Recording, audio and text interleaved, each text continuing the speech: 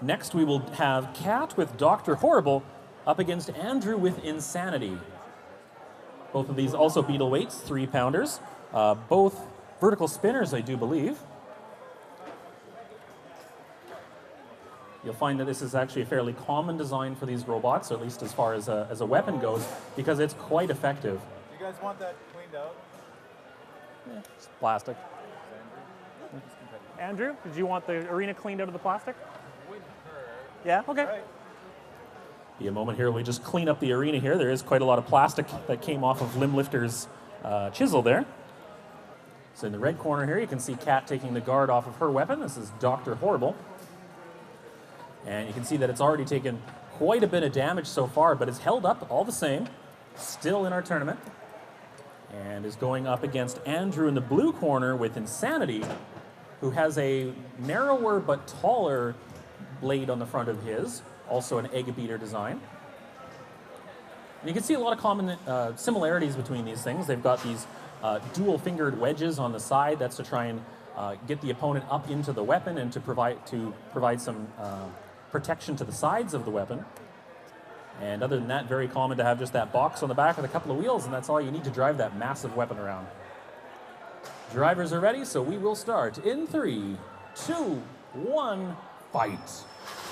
Both spinning up very quickly here. You can see Dr. Horrible bouncing around, and oh goodness, InsaniTi has hit the back of her and has taken an entire chunk out of the back of the frame, again directly into the weapon, sending Dr. Horrible up into the air. Cat having a little bit of trouble getting control of it. She's upside down. Now right side, but only for a second as InsaniTi keeps hitting the wedge fingers on the edges there. Now she is right-sided, so she's got some control, but weapon to weapon, InsaniTi seems to maybe has the faster one. Hard into the wheel there, taking a little bit of foam, but still controlled. And another hard hit from behind as more chunks come out, and into the wedge fingers. Again and again, Andrew's showing no mercy, hitting the weapons as much as he can. I think he wants to send her over the side, but so far he's just tearing it apart. It is still functioning, surprisingly. Look at this. All the way up into the ceiling, and now an entire wheel has come off as InsaniTi gets jammed underneath the robot. Dr. Horrible's weapon's still going, but she has no ability to drive at this point. So she's going to see if she can drive, but I don't know if InsaniTi's weapon's working. Oh, it is. He just had it ramped down.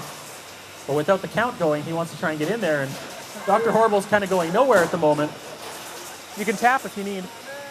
Yep. Buttons on the side. All right, she's decided she is dead in the water. She doesn't want to take any more damage, so the win goes to Andrew with InsaniTi. Wow.